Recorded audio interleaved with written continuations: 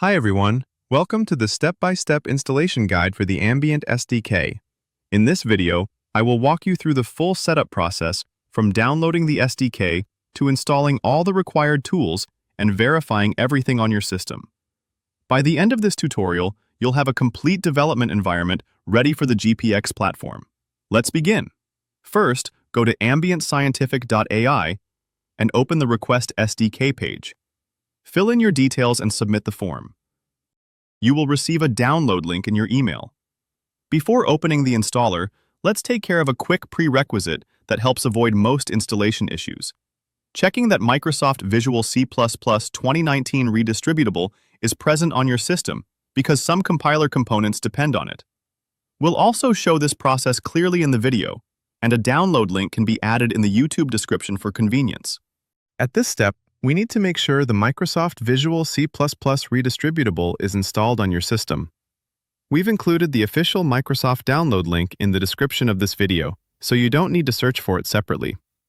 Some components of the SDK depend on these runtime libraries to work correctly. If Visual C++ Redistributable is already installed on your system, you can safely skip this step. Once the installation finishes, you're ready to move on to the next step. Now we're ready to install the SDK. Once your zip download is complete, extract it to a clean folder. Inside, find the installer, Ambient SDK version inst.exe. Right-click, Run as Administrator. This ensures all drivers and toolchains install correctly. When the installation window opens, click Install. The SDK installer will launch several sub-installers, one after another.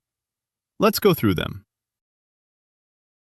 The first window installs the USB-to-UART bridge driver. Click Next, wait for it to finish, then click Finish. This driver allows your PC to communicate with the GPX development board. Next, the SEGGER JLink installer appears. Click Next, I agree, Install. When it completes, click OK, Finish. This is the C++ compiler used by the SDK. Click Install and allow it to download required components. Click Continue when prompted. Select the recommended packages. Click Apply Changes, Close.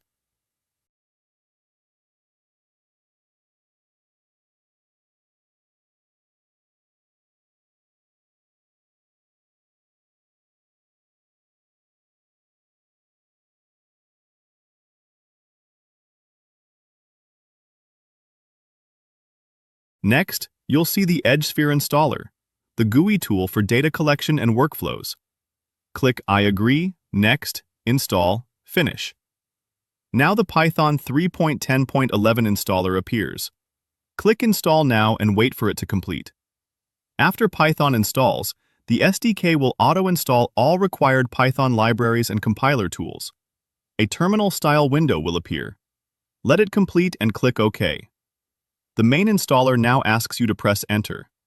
Press Enter and your core SDK installation is complete. To confirm Eclipse is installed correctly, go to C, Eclipse, open eclipse.exe, choose a workspace, click Launch. If Eclipse opens without errors, everything is working normally. Open command prompt and type echo %path%. You should see entries for MinGW, Python, and SDK directories. No need to memorize anything, just confirm they exist. If tools like GCC aren't detected, add the MinGW bin folder through environment variables or run the MinGW installer again and choose Repair.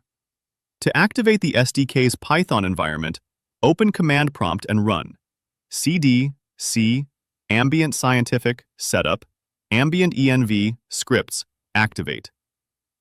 You should see the required SDK packages. If a specific package is missing or fails to import, simply install it using pip install. No need to reinstall the entire SDK. Your setup should now be fully operational.